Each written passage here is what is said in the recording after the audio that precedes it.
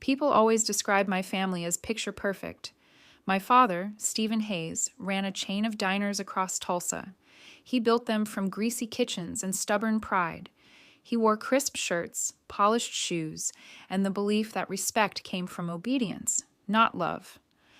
My mother, Emily, smiled through everything. She arranged roses on the table, hosted church brunches, and played the role of the graceful wife who never questioned her husband. She poured her wine quietly. She spoke even more quietly. My younger brother, Brandon, was the golden child. Award ceremonies, trophies, new cars, endless praise. If he breathed, my parents applauded. Then there was me, the daughter, the outsider, the one who was expected to help, work, understand, sacrifice, and stay silent. Growing up, my father insisted the restaurants were our legacy. He repeated that word as if it held moral authority. Legacy. When I told him I had been accepted to an art school in Chicago, he laughed. Not a small laugh. A full, sharp, dismissive noise that sliced through the room. He said, "If you walk away from this family business, you walk away from our support." He meant it. I left anyway. I paid my own tuition, 2 jobs, student loans, no safety net. Meanwhile, Brandon got a brand new truck for helping out at the diner on weekends. My mother never intervened. She always said the same rehearsed line, "He is hard on you because he sees your potential." She never explained why he did not see any potential in her. I built my design firm from a 1-bedroom apartment with peeling paint and a mattress on the floor. I designed small cafes at first, then larger spaces, then boutique hotels. By 30, I was renovating restaurants across Oklahoma and making more in a month than my father made in 6. But at family events, my achievements barely existed. At dinner, my father would ask Brandon about his projects, his business ventures, his ideas. When I spoke, he glanced at his phone and said things like, "Cute, nice hobby. Maybe you should help your brother with his real business." It was laughable. But I did not laugh. I stayed quiet. Then the requests began. My mother's medical bills. I paid them. Brandon fell behind on his loans. I wired $30,000. The restaurants needed new freezers. I covered it. Employee checks bounced. I stepped in. Every time, I told myself they would see my loyalty. Every time, they thanked me in the same polite, empty voice someone might use when receiving a sweater they did not like. And every time, they asked for more. Not once did they ask if I had enough. Not once did they consider that I had my own life to support. Not once did they express concern about my exhaustion. I was not a daughter. I was a resource, and I gave, believing it meant something, believing it bought belonging, believing that one day they would choose me the same way I chose them. I was wrong. It happened on a Sunday. My father called it a family discussion about the future, which was code for Brandon needs something. We gathered around the long dining table. It was lined with photos of Brandon winning awards and standing at ribbon cuttings. None of my accomplishments were framed on these walls. I set up my laptop to present my proposal, a sustainable design initiative for Oklahoma restaurants. Real numbers, real savings, real innovation. 5 minutes into the presentation, my father interrupted. "Hotels do not care about recycled wood. They want cheap, not your experiments." Brandon laughed without looking up from his phone. "Yes, maybe stick to decorating houses." I remained calm. It was not a decoration, it was designed, and I had the data to prove it. My father dismissed me with a wave of his hand. "We will not throw money at your pipe dream. Brandon is opening a new location. That is the priority." I felt the familiar weight press against my rib cage, invisible, silenced, unchosen. I turned to my mother, hoping for even a flicker of support. She said, "It just sounds risky, Susan. You know how the restaurant business is risky." A word she never used when Brandon gambled with thousands. Before I could respond, Brandon's wife, Tara, spoke softly. "I think her idea is innovative sustainability matters now." Brandon glared at her so sharply that she shrank back like a scolded child. My father ended the meeting. "Enough, we are done here." I closed my laptop slowly, not in defeat, but in awakening.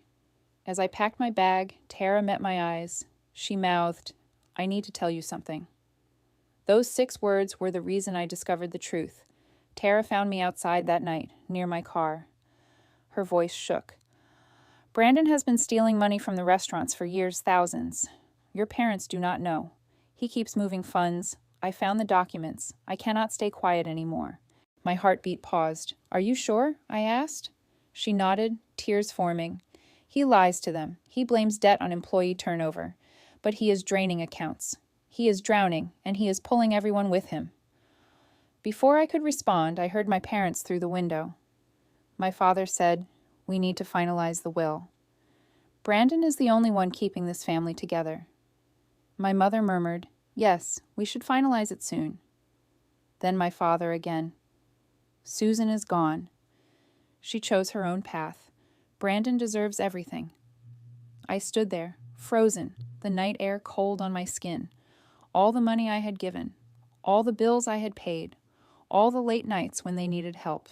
Years of loyalty, erased in a single sentence. He deserves everything. And I realized something sharp and undeniable. I had never been part of the future of this family. I had only been financing it. The next morning, my phone buzzed before sunrise. The message was from my mother: "Do not call or come over. We are done. And do not even think about the will, sweetie." She threw me away with the same softness she used when setting down a coffee mug. I read it once, then again, then again. The final answer I had never asked for. I typed back 2 words: "Got it." The truth settled in easily. I was not losing a family. I was losing an illusion. I made tea, I sat at the counter, and I opened my banking app. One by one, I canceled. My mother's hospital payments, the restaurant supply orders, the loan payments I had been covering for Brandon, every automatic transfer, every safety net, every lifeline, click, click, click. Each cancellation echoed through the quiet apartment like a door closing. By noon, my phone exploded. "You are tearing the family apart. How could you do this to your mother? The restaurants cannot survive without your help. You owe us this. You are selfish. Selfish." After everything I had carried for them, I ignored every call, every message, every voicemail, not out of cruelty, out of clarity. I had mistaken responsibility for love. I had mistaken guilt for loyalty. I had mistaken survival for family. Not anymore. By the end of the week, my parents insisted on meeting. Not to apologize, not to understand, to demand. I agreed, not for closure, but for clarity. We met at a small cafe on the edge of Tulsa. Neutral ground. A place where no one knew the Hayes family, where no one would feel obligated to pretend we were something we were not. They were already seated when I arrived. My father sat stiffly, arms crossed, jaw tight. My mother looked pale, as if her sadness had turned into a performance. Brandon scrolled through his phone, pretending he was bored. Tara was not there. No one smiled. No one stood. No one said hello. My father spoke first. "You caused a disaster. The restaurants are falling apart. Vendors are threatening legal action. You need to fix this." I placed my bag on the seat beside me. It is not my responsibility anymore. Brandon leaned forward. "You think you are better than us now? You think your little design career makes you some kind of hero?" I did not raise my voice. "I think I am done." He laughed, loud, sharp. "You have always wanted attention. This is your dramatic exit." I held his gaze. "Brandon, you stole from the restaurants. You hid money. You lied to them. Tara told me everything. She has proof." His face changed in an instant. The smugness vanished. His jaw tightened, and his eyes darted to our parents. "She is lying. She hates this family. She is trying to ruin everything." My father turned to him. "Is it true?" Brandon pushed his chair back so hard it screeched against the tile. "How can you ask me that? You believe her over your own son?" I stayed calm. The records exist. The missing funds exist. This family did not fall apart because of me. It fell apart because truth does not survive in a house built on favoritism. My father snapped. "Enough. You have always been too sensitive, Susan. You exaggerate everything." I felt something shift inside me, a steel I did not know I possessed. "No. I was quiet for too long. I carried your bills. I saved your business. I paid for Mom. I paid for Brandon. and not once did any of you ask if I needed help. You only asked for more. My mother finally spoke, her voice trembling. We are still your family. We need you. I looked at her, at all of them. Needing me is not loving me. Her eyes filled with tears. We did our best. Your best was conditional. My voice did not waver. The moment I stopped paying, you stopped calling me your daughter. The cafe had grown silent. Even strangers had paused their conversations. I could feel their eyes on us, but none of that mattered. I reached into my bag and pulled out a small folder. I set it on the table. I sold my sustainable design project. A national firm bought it for $1 million. Their faces froze. I built it with no help from you. No loans, no inheritance, no family investment. Just me. Brandon muttered under his breath. Good for you. What do you want? A trophy? I stood. Nothing. I want nothing from you. And you will get nothing more from me. My father pointed a finger at me. You will regret this. You will crawl back. I smiled. Small, calm. No, I will not. And I walked out. The silence that followed was the cleanest sound I had ever heard. Outside, the air was cool. The sky was heavy with clouds, the kind that warned of rain but never delivered. I looked through the window of the cafe. My parents were arguing with Brandon. Brandon was shouting. My mother was crying. My father was furious. Without me funding their stability, their entire dynamic collapsed. I sat in my car and let the quiet settle again. Not the old silence filled with dread. A new one I chose. My phone buzzed again. Not from them. A different notification. An email confirming the transfer from the design firm that purchased my project. The final payment. 7 figures mine. Earned. Owned. No one could take it. No one could claim credit for it. No one could weaponize it against me. I locked my phone and drove away from the cafe, the argument inside fading into the distance. For the first time in my life, I was not running from them. I was simply leaving. Months passed with no contact. I did not answer their calls or texts. I changed my number, moved into a new office space, expanded my business, and traveled between Oklahoma and New York.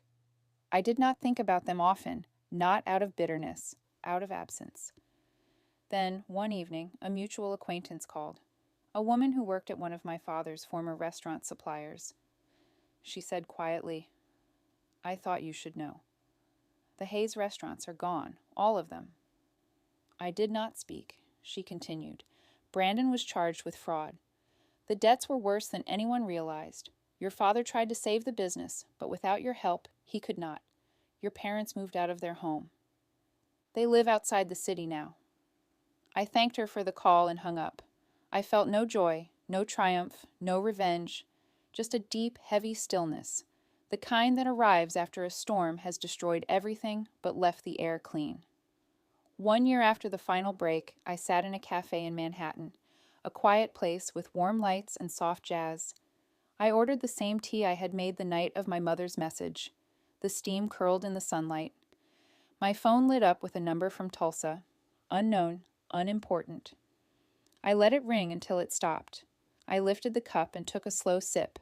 The bitterness tasted different now. I finally understood why. It was not the tea. It was the lesson. Peace does not arrive when people change. Peace arrives when you stop needing their version of love. People ask if I miss them. I miss the family I imagined, but not the one that existed. Blood is not a guarantee. Respect is. Silence is not punishment when you choose it. Sometimes silence is freedom. 2 weeks after that quiet Manhattan afternoon, a letter arrived at my New York office. Not a text, not a voicemail. A paper envelope with handwriting I recognized instantly. My mother's. I sat with it for almost an hour before opening it, not because I feared what was inside, because I wanted to be certain I was reading it from a place of clarity, not hope. The letter was short. Susan, your father is not well. The stress of everything has taken a toll. We do not know what to do anymore. We wish things had gone differently. If you can find it in your heart, please come home. Love, Mom. There was no apology, no ownership, no mention of the message that ended everything. only a request that I fix what they had broken. I read it twice, then set it on my desk. I wished her well in my heart, but I did not reply. Sometimes love requires distance. Sometimes distance is the only form of love left. My life grew in ways I never expected. My design firm expanded again, taking on clients across the West Coast. I hired a team, built a studio space filled with light, plants, and the quiet hum of creativity. Every piece of it reflected who I truly was, not who I tried to be for my family. There were days when old memories surfaced. Me at 16, wiping counters at one of my father's diners. Me at 20, working 2 jobs to pay for art school. Me at 28, signing checks to cover my brother's debts. I looked at those memories differently now. They were not reminders of pain. They were proof I survived, proof I built myself from the ground up.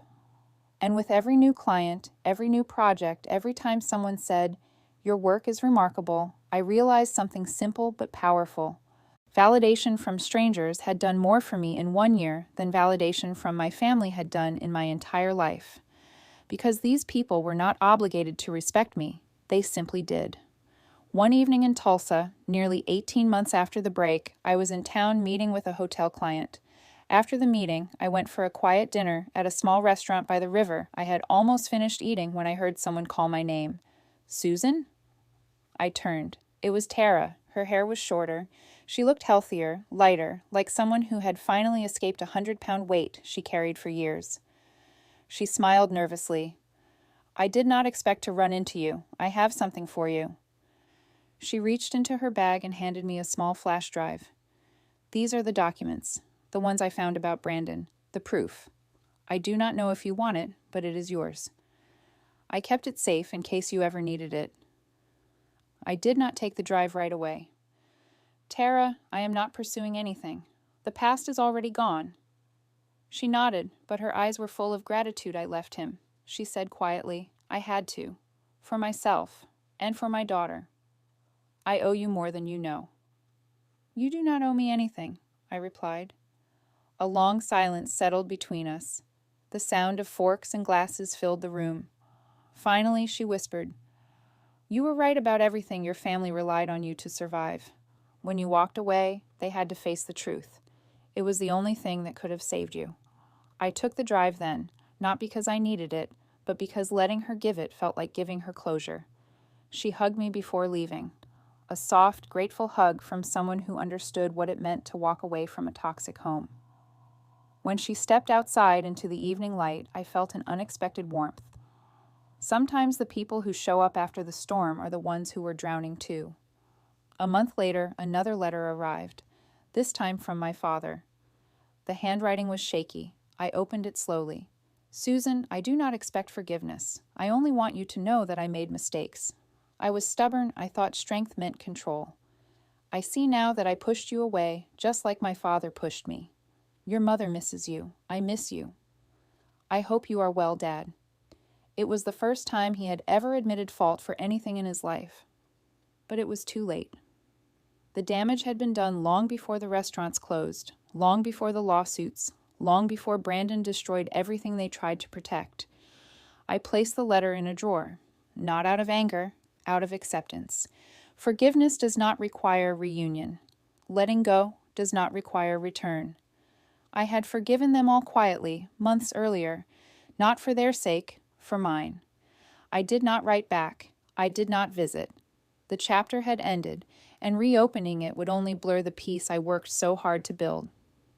As months turned into another year, my life became defined not by who I lost, but by who I gained. Friends who checked in just to ask how I was, clients who trusted my vision, a team who respected my leadership, people who valued me for who I was, not for what I provided. I spent evenings hosting small dinners in my apartment, surrounded by people who laughed easily and listened without judgment, people who cared without condition. I realized something profound. Family is not defined by blood. Family is defined by safety, by trust. By mutual respect, I did not lose a family. I lost a role I was never meant to play. The role of provider, the role of second choice, the role of the daughter who existed only to fix everything. Without that role, there was room for a life that finally felt like mine. One morning, as I prepared a cup of tea in my sunlit kitchen, I thought back to the message that started it all: do not call or come over. We are done. And do not even think about the will. Those words had once shattered me. Now they felt distant, like a storm I had watched from inside a safe, warm room. If they had not sent that message, I might still be their silent provider. I might still be trapped in obligations disguised as love. I might never have discovered who I was outside of their expectations. It was the worst moment of my life, and the best gift they ever gave me. I smiled and lifted the cup to my lips. The tea no longer tasted bitter. It tasted like peace. A year and a half after the last letter, I returned to Tulsa once more for a project. Not to visit anyone, not to open old doors, to work, to move forward. The hotel I was redesigning was only a few miles from my parents' former flagship restaurant. I had not driven past it since everything collapsed, but that evening, on my way back to the hotel, I took a different route. Not out of nostalgia, out of closure. The building sat dark, windows covered with boards, the sign taken down. The place that had once symbolized my father's pride now stood silent and empty, a monument of everything they refused to face until it was too late. I parked across the street for a moment. No emotion came, no grief, no joy, no bitterness, just a quiet understanding. Some endings are not punishments. Some endings are mercy. After a minute, I drove away without looking back again. Back at the hotel, I walked through the lobby I had designed. The warm gold lighting reflected off the marble floors. Plants cast soft shadows on the walls. Guests moved through the space, admiring the environment without knowing the story behind it. My story. The receptionist smiled at me. "Your work here is beautiful." I thanked her and stepped into the elevator. The moment the doors closed, I felt it again. The steady peace of a life I built with my own hands. A life that did not need permission. A life that did not need validation. A life that did not shrink to fit into someone else's version of loyalty. Every project I completed, every office I opened, every city I traveled to became a reminder that I was never the disappointment they tried to convince me I was. I was the foundation they never knew they had. And when they removed me, their structure fell. Not because I wanted revenge, because truth always collapses what is built on denial. A few months later, while reviewing blueprints in my New York studio, my assistant stepped over and handed me a note. Unknown number, Tulsa area code, called twice, left no voicemail. I looked at the note for a moment, then folded it and placed it between two stacks of sketches, not as a reminder, as proof. Proof that healing does not always come with dramatic reunions. Sometimes healing is the ability to walk away from a ringing phone and feel nothing but calm. I spent the rest of the afternoon working, listening to soft instrumental music as sunlight slid across my drafting table. My life was full, peaceful, self-built. The ring of a phone did not have the power it once did. It no longer controlled my heartbeat. It no longer dictated my sense of worth. That was freedom. Not the loud kind, the steady kind, the kind that grows quietly once you stop watering the wrong connections. There is something I learned through all of it. Family is not obligation. Family is not sacrifice without appreciation. Family is not a chain that keeps you tethered to guilt. Real family is chosen. It respects you. It sees you. It hears you without demanding that you shrink so others can feel larger. Walking away from toxic family does not make you cruel. It makes you courageous. And sometimes the people who claim you owe them everything are the ones who gave you nothing that mattered. Leaving does not mean you stopped loving them. Leaving means you finally started loving yourself. One evening, long after the chaos had settled, I sat on my apartment balcony overlooking the skyline. The city lights flickered like distant stars, and the hum of traffic floated upward through the warm night air. I made a cup of the same tea I drank the night everything changed. I sat back in the chair, wrapped in soft quiet, and watched the steam rise. A thought passed through my mind without bitterness or regret. I survived something that could have broken me. Instead, it built me. I realized then that peace is not the absence of people. Peace is the absence of fear. Fear of losing approval. Fear of losing belonging. Fear of being alone. I sipped my tea slowly, letting its warmth settle in my chest. This was my life, my future, my home, not built from inheritance, not built from duty, built from truth, hard work, and the courage to walk away when staying became a form of self-erasure. I looked up at the sky above the city, quiet and open. There was no bitterness in me, only clarity. If anyone had told me years ago that losing my family would lead me to find myself, I would not have believed them. Now I know better. Some endings are not tragedies. Some endings are liberation. If you have ever had to choose between love and survival, remember this: walking away is not weakness. Sometimes it is the only path to your own life.